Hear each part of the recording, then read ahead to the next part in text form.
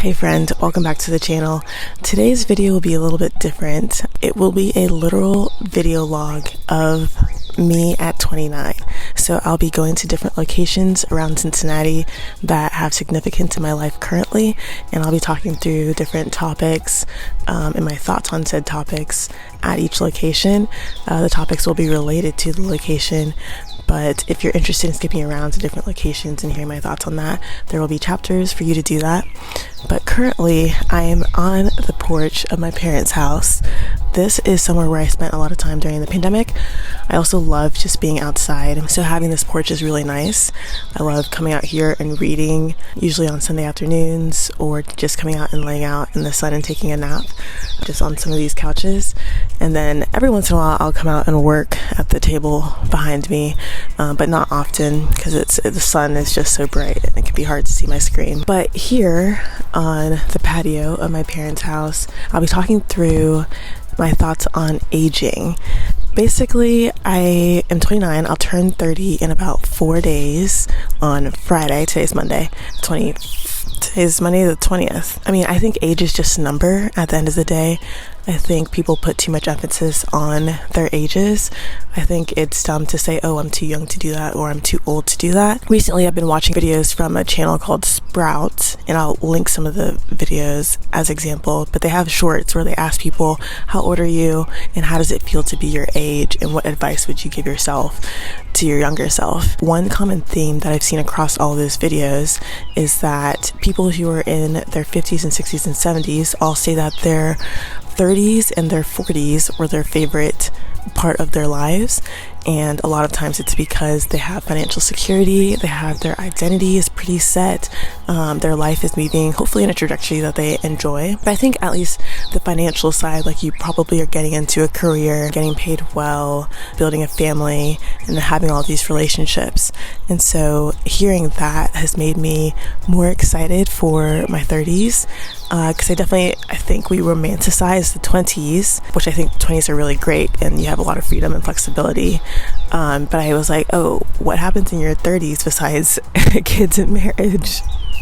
So I think my 30s, I'm just looking forward to like continuing on this life that I'm in. Hopefully I can do a little bit more experimentation that I did in my 20s, I would say, just trying new things or a new career path, or just switching things up a bit. I think my 30s would be a good time to do that. And then one other thing that I've seen as a common thread in those videos, those Sprought videos, is people saying that in their 50s and 60s and 70s, feeling that they feel like they're 22.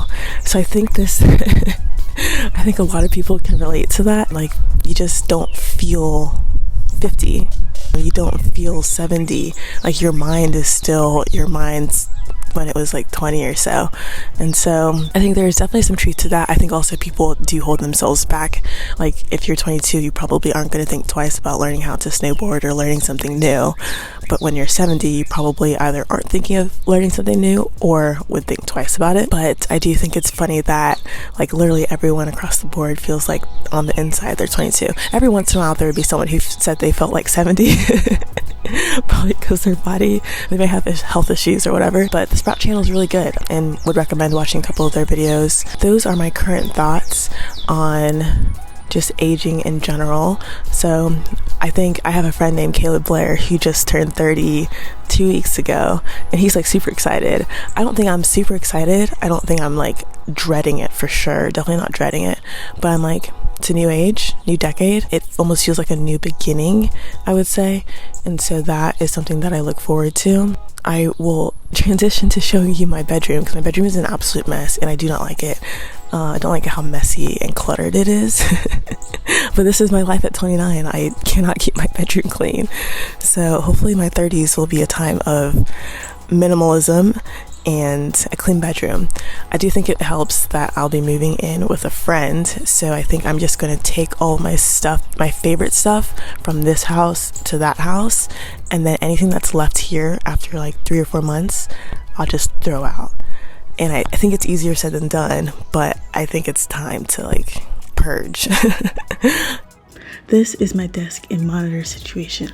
4 monitors is a bit excessive. 3 is good, 2 is good, 1 is tough. This is my bathroom situation. Basically, I only ever use what's on the counter, so literally 95% of what is in the cabinets and in these drawers should be thrown out immediately. So anywho, this is me at 29. Next, we'll be going to COHATCH, and COHATCH is where, well, I'll talk about COHATCH when I get there. This is COHATCH. COHATCH is where the Oaks Church currently has our offices. So TL has an office and Jimmy has an office. And then on Tuesdays, we have our weekly staff meetings. I'm usually here on Tuesdays. I'm often not here any other day of the week, but sometimes I'll come if I need to pick up something from a staff member. We'll use it kind of as the drop zone for transferring stuff between people. But COHATCH, the question I have here is, did I waste my 20s? And I would say I did not waste my 20s. I think my 20s were good for me, and I think I spent, especially towards the end of my 20s, a lot of time on YouTube and consuming YouTube, which is something that I would like to decrease and change in my 30s.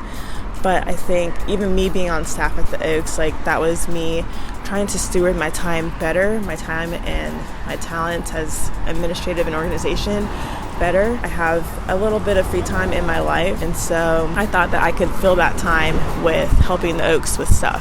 But what I found is that I can help the Oaks with stuff in a very small amount of time, and so I still can consume a lot of YouTube. But I know that when I'm busier, I definitely consume a lot less YouTube, which is great. But I want to be more intentional in my 30s with consumption of social media and YouTube, mainly YouTube. Instagram, I can go weeks without getting into Instagram, but YouTube, it's like surprising if I go a day without watching at least one YouTube video. And then the other thing I want to talk about here, which is a little random, is my health. So I would rate my health at probably like 92% throughohout my 20s. I think the beginning of my 20s was 100%, and it's just decreased from then on. When I first started working at P&G in 2018, I got TMJ. So that is oftentimes stress related, and I definitely was stressed out of my mind, and so I got TMJ. I can fully extend my jaw now. I am cautious about what I eat, so I don't eat super chewy stuff, or if I do, I'm like aware that I might have jaw pain later. So I had TMJ within the first like 3 or 4 months of working at P&G, and then I got fissures in 2020, and I think that also was stress related. I think corporate America, people like think I'm joking when I say corporate America is not for me. Like, I can't be doing this. Crick, it's just too much. But I think the fissures were caused also by stress as well. And then I just got the fissures fixed. Like, now I'm fully 100%. Also, these are butt fissures. I don't know if you can have fissures anywhere else in your body, but they just got fixed this year, 2022, and now that's fully done. But I had TMJ, I had fissures, and then in 2022, I would say my menstrual flow, my period changed dramatically, and I was not expecting this. I don't know. I know when you start your period, typically there's like a lot of education on what that's like, but I did not know that periods change. I knew, and I haven't had a child. I understand if you had a child and your period changes after, but nothing has changed in my life. It just like happened, and now it's just like way heavier, which is alarming. But now I understand why there's like super plus and ultra. But before, I was just using regular. And then the last thing is that I also, around the same time when my periods got heavy, I started getting acne. I've never really had like a lot of acne in general, and never had acne, but I definitely had it. And I don't know, part of me is like, oh, I should go back into swimming, so maybe the chlorine would like keep my pores clean.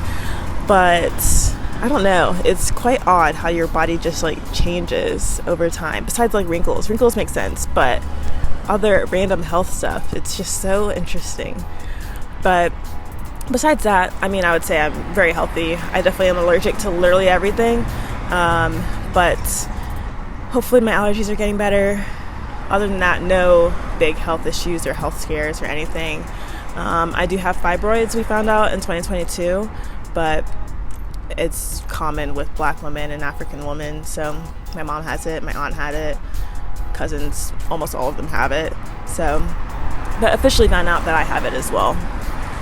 And then the only other thing in my 30s, I think, would be that I would like to sleep more consistently. I would like to sleep more consistently. So, or have a more consistent sleep schedule. I think it could be doable this year just based on my obligations and commitments. I just have to be more intentional about it, but hopefully if I'm consuming less YouTube, that's more time for me to have a more consistent sleep schedule. So we'll see though. We will see. But COHATCH, never would have imagined I would be co-working at a COHATCH, but it's pretty nice in there. They have, I think good if you're like a solo person, the community and having like an office feel and whatnot, and they have like office challenges. So that's cool. The next location is MRC Gym, so we will head on over there to talk about my thoughts on dating and marriage. Okay, we're here at Madisonville Recreation Center. It is currently 6:34 a.m. on Sunday, February 19th. I lead our setup and teardown team, and I'm also on staff at the rec, and so I unlock the building. So usually I try to get here by 6:45, but today I try to get here earlier so I could record this in just a bit. This room will be filled with people setting up, and then at 10 a.m. we'll have our Sunday gathering. But this is a spot where I spend a lot of time, especially on Sundays. Not really so much throughout the week, but definitely on Sundays from 6:45 to about 1 o'clock. I'm here because I have to both unlock the building and then lock the building after everyone leaves. So here I'm going to be talking about my thoughts on dating and marriage right now. So marriage, at least I think of it as like, if it comes, it comes. If it doesn't, it doesn't. I think I'm uniquely content and happy and joyful and enjoying my life without being married. I know that some people who are single, who are 29, about to be 30, would be freaking out. I'm not freaking out at all. I have said that I would start like being more intentional about dating when I'm 31, and people have asked me what does that mean, but I think that means that I would be like trying to drop hints more, just being like, yo, I like you, do you want to take me on a date? 31, I don't know, I think I came up with that number when I was 26, so it was like 5 years away, which is crazy that it would be next year, but I'm ready for it. It's I don't know. I also, when I turned 31, I've said that I would apply to be on The Bachelor, and The Bachelor would kick off my dating life experience, whatever. I am still open to that. I think The Bachelor might be a sinking ship, and I'm not even watching this current season. Currently it is, oh shoot, what's his name? Kyle Michael Harrison? Shoot, what is his name? Oh, they call him the snack, Zach the snack. So I would love it to be someone who I actually would marry, so a Christian, but also they may not even like accept me, which is totally fine, but that I would at least apply, even if it is a single ship, just for the experience, whatever. If I fall in love, that'd be great, but if not, it's okay. The other thing is that currently I've gone on dates. I went on a date, a couple dates in October, November, so 3 months ago. Not dating anyone now, but open to it. So even though 31 is when I would say like I would be kicking off the dating intentionality, whatever, I'm still open to a date. So if a guy asked me on a date, I would say yes, but I'm not like actively seeking it out. I'm not on apps. Hopefully we'll never be on apps. I don't really like texting. So hopefully never an app, but we'll see. And then the last thing is current crushes and whatnot. I would say I have a soft crush on a dude, and he's just not interested. But we both agree that we both get along with each other really well, and we're both good friends with each other. But I think we're both just not attracted to each other romantically. But I like him because he's really intentional about inviting people in, which is something that I would like in a future spouse. Someone who but it's also like I can say I like XYZ and then like it be something totally different. But I enjoy inviting people in and having like a heart and a posture of inviting in others to our lives and to, yeah, just like whatever is going on. And so I think he's really good with that, really good with community. So probably more similar, because I do like the idea of opposites attracting, and my parents are very different. I know a lot of couples where it's like they're completely different, so I like that. Okay, editing Mariah here. I would say I have 2 soft crushes. I only talked about one of them because of the Cincy bias, but there are actually 2 of them. Both of them are really, really great, cuddly men. I'd say the other one is more of an opposite for me, but they're both really great. Love Jesus. Also, I should say that last night I went to the Asbury Revival, which was really fun. It was fun, the car right there, the car back, and while we were there, the conversations were so fun. Probably my favorite conversations so far in 2023. It was a fun group. It was just me, Ian, Kush, Connor, and Nathaniel, Ian's friend from college. And it was just really fun.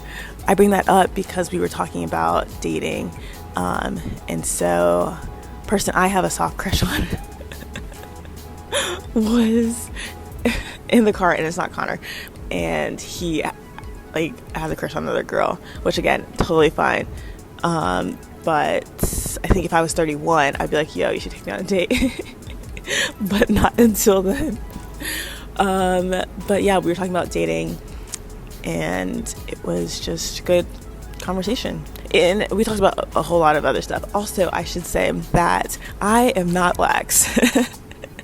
This was the whole ordeal while we were at Asbury, was that I would say before yesterday I was lax only because I didn't want to be uptight. I don't want to be an uptight person. But if lax and uptight are not opposites, then I'm okay with being lax. But basically they gave 2 examples of how I'm not lax. One was if someone else planned a ski trip, would I have gone and would I have like enjoyed it? And I think I just have a certain number of vacation days and I want to maximize them. And so if I feel like the vacation or the trip is like a little too chill or not my vibe, we're not doing enough in the days, then I probably would be more challenging to enjoy it. So control. But the other example was if an airline was giving me $1,000 to delay my flight by 12 hours, so go on a different flight 12 hours later, would I take it? And my answer is no. Yes and no. No, I would not take it on the way there to the vacation, but I would take it on the way back. And so that was very revealing that I'm not lax, and like I can be like go with the flow, but I'm not just chill, like whatever happens, like no. Like even today I was at the Kroger at 6 o'clock and was like strutting on up there like the first customer in the line. I was like, I am not lax. If I was lax, I'd be like chill, walking in, whatever, but I was like they need to be open. And so I had to pull the door open because they didn't even have the automatic sensor on yet. But I am not lax. I'm a recovering not laxer. I am coming to terms with not being lax, but that's a whole nother thing. So yes, we're here at Madisonville Recreation Center. This is the 3rd location that the Oaks Church, well I guess 4th location that the Oaks Church has been at. We were at 20th Century, JPP, CTK, MRC, and then we are under contract for a building that we will close on in April, assuming inspections are fine and whatnot, and move in sometime in the summer and late summer, probably August. But yeah, my thoughts on dating and marriage. I also think marriage is a good thing, not an ultimate thing. So I think that helps me be content with where I'm at. And even there was a comment last night made about like, oh, you could, because I was explaining how I didn't want to start dating until I was 31, blah, blah, blah. They were like, you could find your person and enjoy life earlier. But I was like, I'm enjoying life now. Like, it's not like you enjoy life when you're married. Like, hopefully you're enjoying life when you're single too, because that's life. I don't know. So those are my thoughts. 31 is like, I could get married at 36 and still have 50 years of marriage and still have more of my life be married than not married. So that's my like logic. Like, if there's no rush. Don't need to be married in my 20s. Can't be married in my 20s at this point unless I get married this week. I have about 5 days to get married in my 20s. But yes, next location, we are going to transition to the P&G C7, if I can. Okay, we are at the P&G headquarters. We're currently sitting on C7, which is where I sit when I'm in the office. C7 is where fabric and home care sit. This is where my team sits. We actually don't have a assigned desk, so we sit at these drop-in areas. The project that I work on, the rest of the team has desks, but they're also in here 3 or 4 days a week because they really like coming to the office.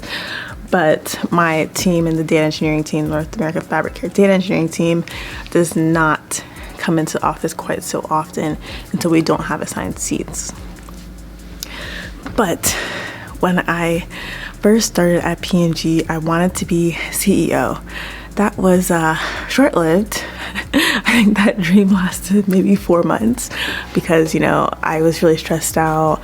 I got my TMJ, and just seeing the CEO give the shareholder address or the company-wide address and being responsible for the stock and responsible to the board and shareholders, and then also hearing how much he travels all the time, just always traveling. Like, I wonder how many days he actually spends in North America, well, in Cincinnati, because he's just all over all the time. So when I first started at P&G, there's something called CEO Analytics, and it's still going on even now. But CEO Analytics, they're a team of people dedicated to analyzing each part of the business that the CEO is going to visit. So if he's going to go visit Japan dish care, they will do a very quick analysis. I'm not sure how quick their turnarounds are, if it's like a week. Like they know the CEO schedule a year out. And so they're like analyzing the business right before he goes and talks to them so that he can get up to speed on what are the main pain points, but also what is the business doing really well, and so that he can speak to them in a knowledgeable way. And if they ask him questions or if he asks them questions, it can be a really fruitful discussion. So there's a whole team of people prepping the CEO on the data side of the business and like how the business is doing. And that's just a lot. It would be cool to be on that team, but also that team was always just, it seemed like they're always stressed working through stuff, trying to get data, because they have to have access to data from all parts of the company, which can be really challenging, especially with the speed with which P&G moves at times. But all this to say, my TMJ, my stress, seeing the CEO analytics and the CEO just traveling everywhere all the time, I was like, I don't need to be CEO of P&G. While that might be cool for a little bit, I'm sure I would get so many gray hairs. I can pass on that. Then I was like, okay, not CEO, but CIO. You know, the stock doesn't fall on my shoulders entirely. And I'm leading an organization, and having a woman CIO is really cool, but it's too much. It's too much still. We've gone through maybe 3 CIOs since I've been at P&G, which is kind of a lot and kind of high turnover. I don't know if it's because of the job or really why there's such high turnover, or even if that is considered high turnover. I don't know, but I don't want to be CIO anymore. And then I wanted to be band 3 or band 4, and just seeing, I think there are very few band 4s that I think have a good enough work-life balance that I would be interested in being a band 4. And so I think it's possible, and there are some, but I think being a workaholic probably helps with being at those levels, / maybe those levels turn you into a workaholic. Maybe they already were workaholics before, but I really, if there's 168 hours in a week, I can't be bothered to spend more than 40 average. Of course, there's sometimes it's 60 or 70 or whatever, but not consistently 60. That's not the life I want to live. At this point, I'm a band 1 making $132,000, which is pretty good for 5 years of experience as a data engineer in the Midwest low cost of living area. But I would like to be band 2, and so I'm more actively trying to make that happen this year. So hopefully a year from now, year and a half, and maybe 18 months from now, I'm already band 2. That would be ideal. So right now that's my goal, and then I think band 2, we'll see if band 3 looks appealing or not, but I would like to be promoted once at the very least. So that's where I'm at now, from CEO to band 1. Literally the top to the bottom. But I'm okay with it. And I'm okay with it because I really like my work-life balance right now.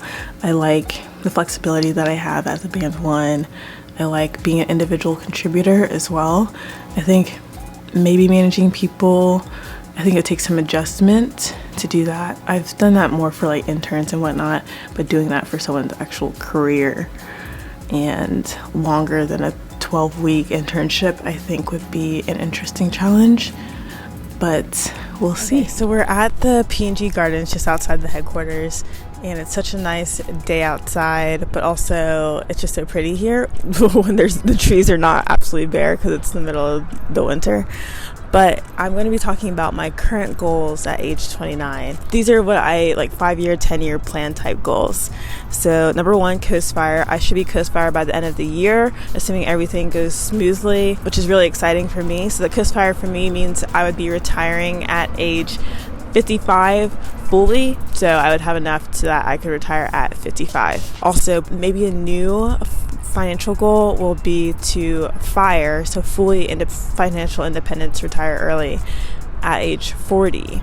So I would be completely work optional at age 40. Debating whether or not to do that, and just weighing the cost of just continuing on in corporate America with the steady paychecks versus doing other things in life. So we will see if that will be a goal. Basically, I'm debating whether or not to try and save money for a house and a boat and a Tesla or some electric car, or try and to retire by 40.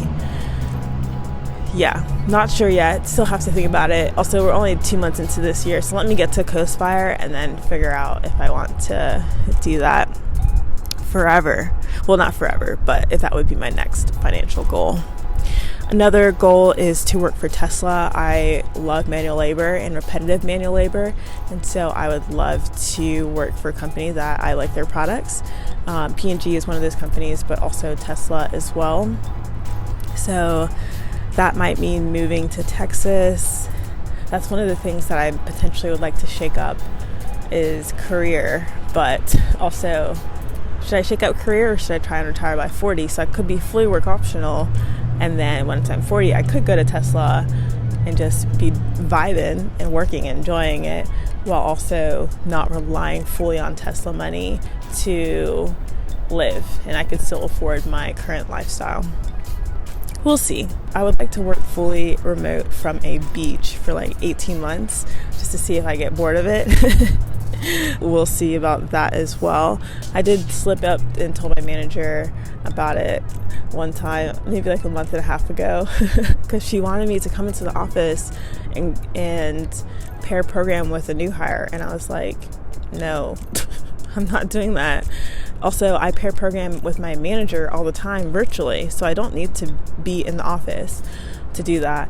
I do get he's a new hire, and so having that face-to-face time would be good, but also we can do it virtually.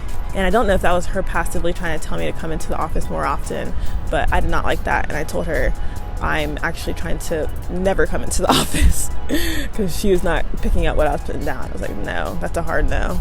But we'll see. The new hire starts actually tomorrow, so we'll see. I am coming into the office once a week now for lunch with friends, but we'll see if I can leverage that to also do some pair programming in person.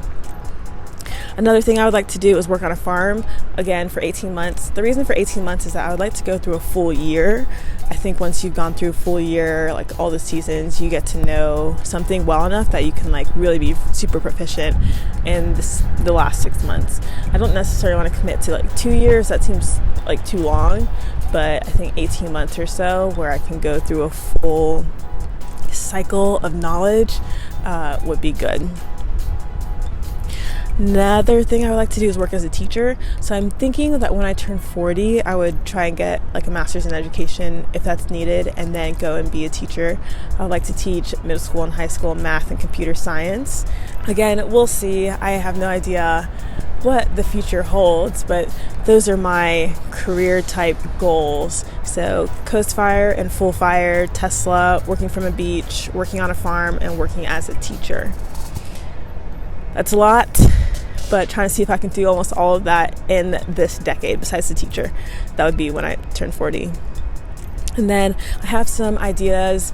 One idea is for a nonprofit business where it would be training people who are imprisoned or in jail, training them on how to code, and then they would have like an apprenticeship or like an internship with the company for 6 months or however long, and then when they're released from prison or jail, then they would have a job with the company, or they could look elsewhere for a job. So I don't know if that's even feasible. I don't know if you're allowed to like hire people who are inmates. I have no idea, but I think it would be cool to train people who are inmates, because I heard that like they get paid like 40 cents an hour to be like a janitor or to be a librarian or whatever, but that seems very wrong to me.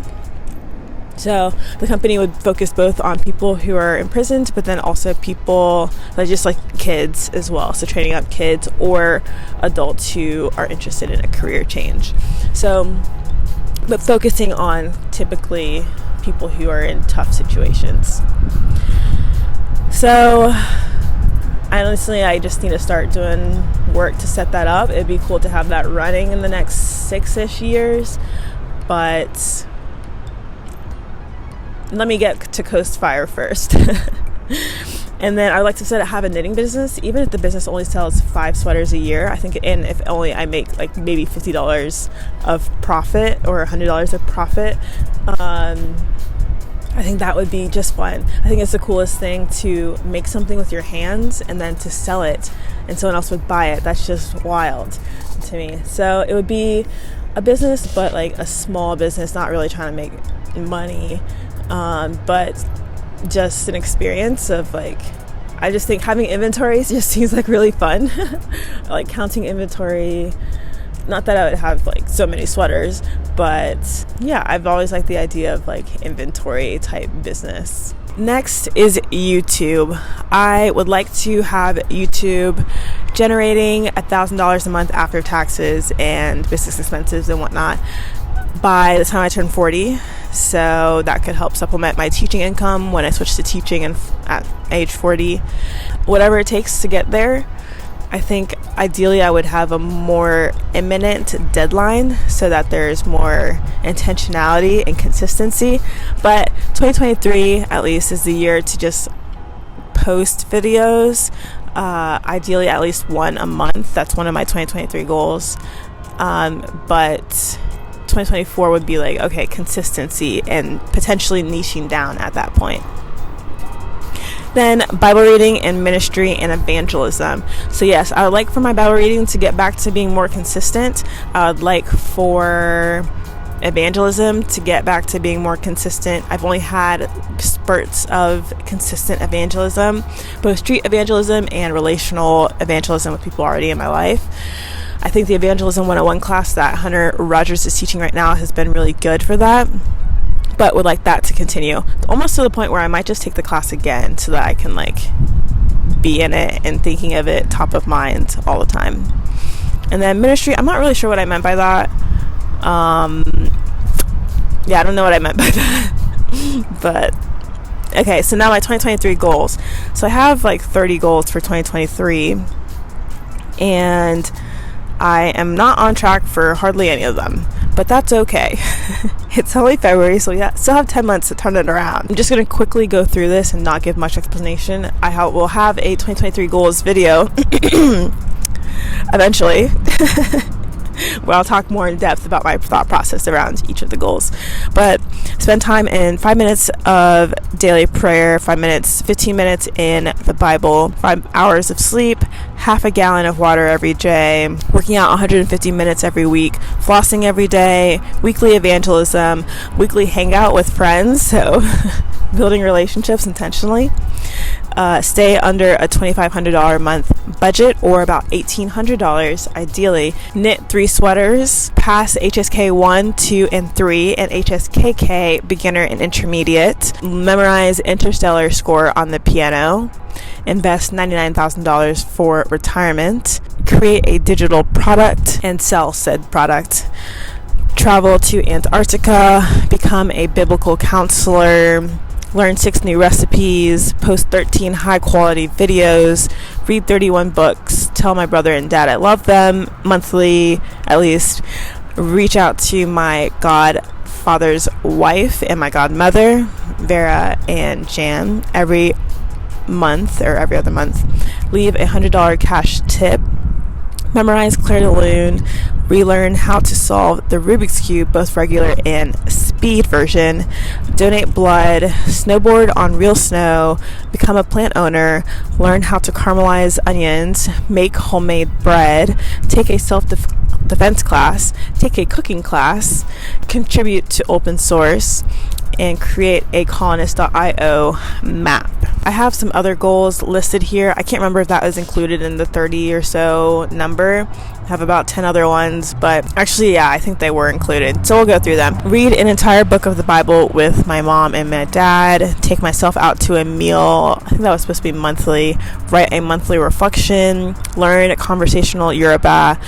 Create a automated script for the attendance for my church, and also a Power BI dashboard, and then to babysit all of the church families over the course of the year. So those are my goals currently, both like 2-year, 5-year, 10-year type goals, but also my 2023 goals.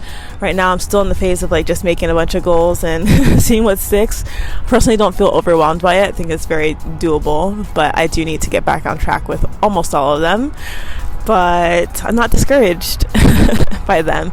Optimistic for what my work situation will look like over the next 10 years. Hopefully potentially still working for P&G as a Bantu.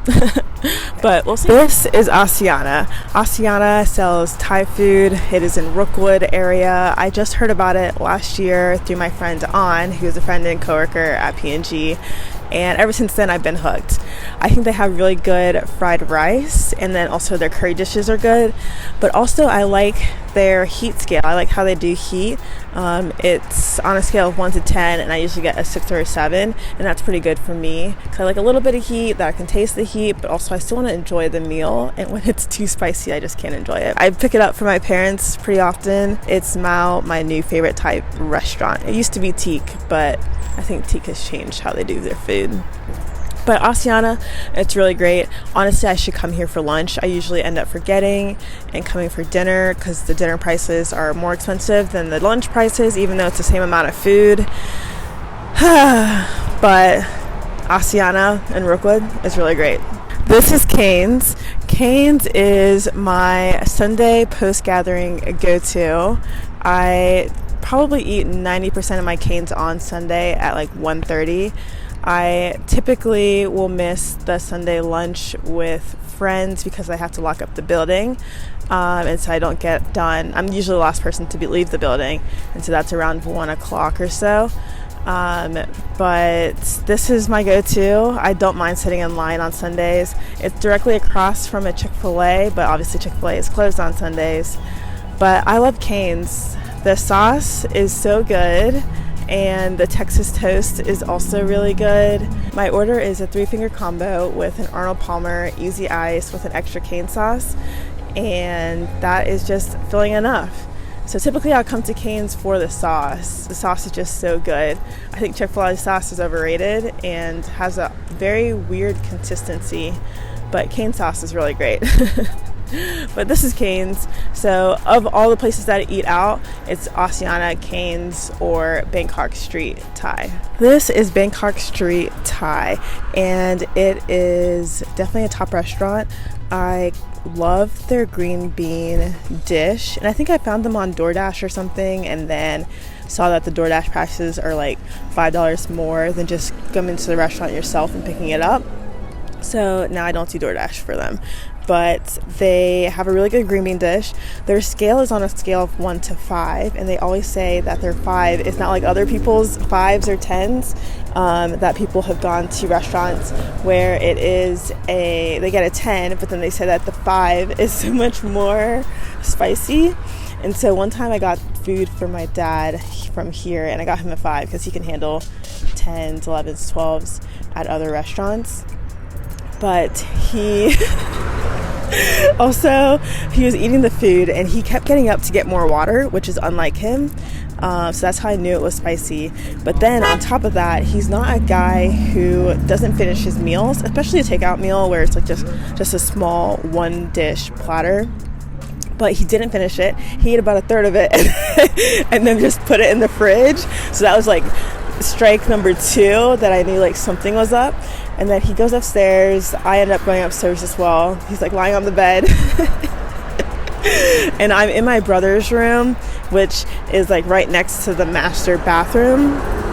And he like runs into the bathroom, and then like 10 seconds later he runs back out of the bathroom. And I knew something was going on because he just ran. And he then started screaming, "Mad!" really loudly. And so I run into the room. He is starfish butt naked on the bed. So I immediately run out, and I was like, oh my goodness, my dad is naked. And then I call my mom to come and help him, and she's like asking him what's wrong. He like couldn't articulate what was wrong. And then she started asking him, should she take him to the hospital, to the ER? And he thinks to himself, that's not a bad idea. But he definitely was struggling. Like the level 5 almost sent him to the hospital. That's how spicy it is. And he's someone who like literally will get a 12, a 13 out of 10 at other restaurants in Cincinnati. But their spice level is on another level. But I personally don't really like their fried rice, but I do love their green bean dish. And then they also have like a lamb or duck dish that's also really good. But this is on Montgomery and is close to the house where I'll be moving in. So I imagine I might be coming here more often, and especially for lunch because their lunch prices are really good. But this is Bangkok Street Thai. Okay, we're currently outside of EMMY'S house, which is the house that I'll be moving into in about a couple weeks. Not sure exactly on the move-in date. My goal for this weekend, President's Day weekend, was to finish the bedroom in terms of painting and prepping and the molding, but I have barely started, so a little bit disappointing, but also would rather work on this video and being more consistent with YouTube than getting the room done. Also, I don't have a timeline for the room, but I don't want to order this stuff until I have the walls and paint done. So it's a whole process. But yes, I will be talking about when I move in here. I will be moving out of my parents' house, which is exciting in some regards. Moving in with Emmy is exciting, but it's also sad to move out from my parents' house. I cried multiple times over it. It'll be hard, and it'll definitely be a transition. Moving away from, I've lived with my parents literally my entire life except for college and like little sleepaway camps or going overseas and whatnot for very brief periods of time, but never for an extended period of time beyond, I think 4 months was the longest that I've been away from my parents. It will be a transition, but I am becoming more and more excited about living with Emmy, especially as I get the room prepped and as she's working on the house and painting the rooms and the cabinets and whatnot, and we just are quipping back and forth about different ideas that we have for our time here. I have no idea how long I'll be here, but I do want to commit to at least 9 months, I think, partially because of Nori, her dog, which I'm like deathly allergic to, but hopefully over the 9 months I become less and less allergic. It could be like 2 years living together, it could be 5, it could be 9 months.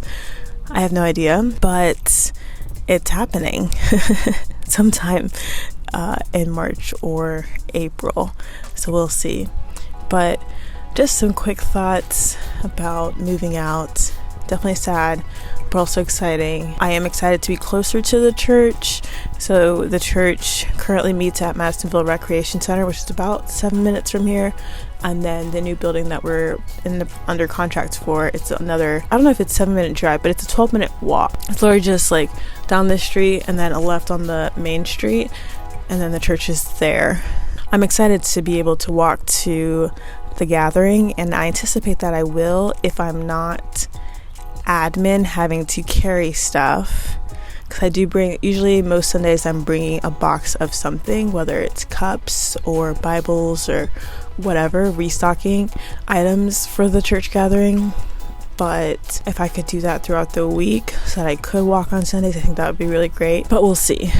I'm also excited to not be the one who owns the key for the building, so I won't have an obligation to be the first person there and the last person there every Sunday, but we'll see.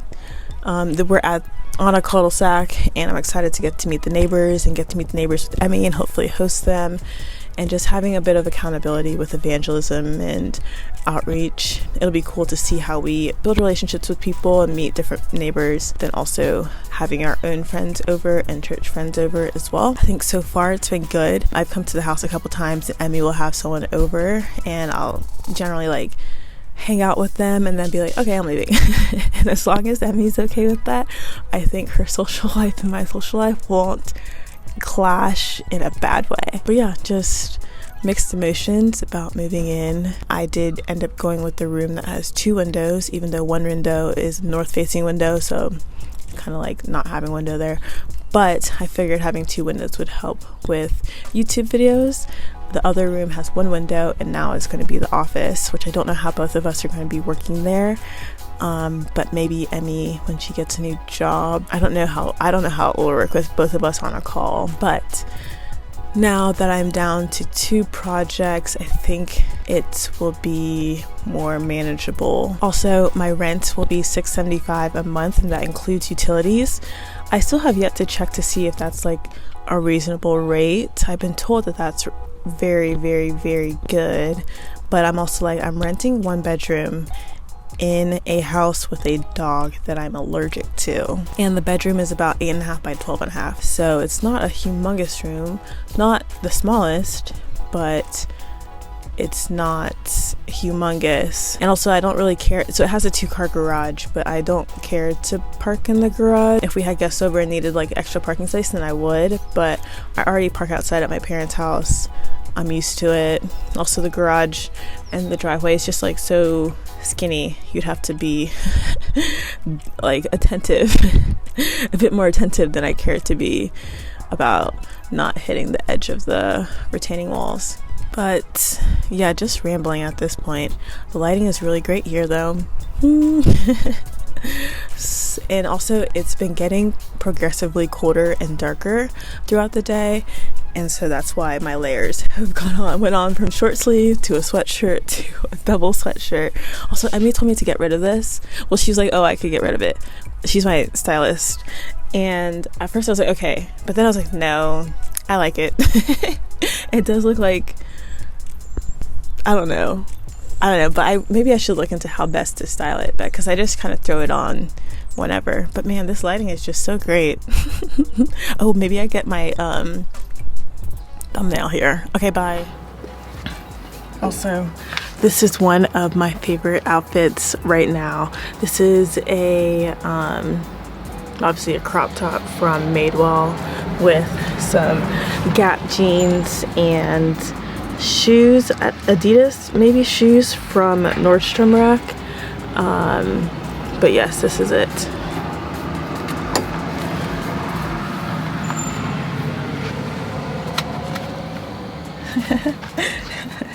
How did I do this? Very simple fit. Ideally I would use have a necklace on, but this is one of my current favorite fits. Okay, we're back at my parents' house patio to conclude all of this, and just want to do some predictions for the future. For YouTube, I predict that it will take about the full 2 years or 100 videos before I am monetized. So that would be at the end of 2025, and then it would be another 2 years before I get that $1,000 after taxes and expenses goal. So December of 2027, I would have reached my goal for YouTube. And then predictions on where I'll be in 2 years, 5 years, and 10 years. 2 years, I'll probably still be in Cincinnati working for P&G, but I wouldn't be working for the Oaks anymore. And then 5 years from now, hopefully I've done the Tesla thing to some degree and still working for P&G. And then 10 years from now, hopefully I've done the farming goal or working from a beach, but maybe not necessarily both of those. But also it would be really great if I did both of those. And then also for 5 years that I would be about to be getting married, potentially, just based off biology type timelines, but that would be age 35. And then hopefully in my 30s, more consistently evangelizing and not binging YouTube. This would be the overarching goals of the next 10 years. Yeah, and just being faithful to my relationship with God and growing in that as well. So anyways, that is all of me at 29. There were a couple locations that I thought of later, like my allergy injection place. I've been going there very consistently over the last 5 or so years, so that would be an honorable mention. Otherwise, that's me at 29. See ya.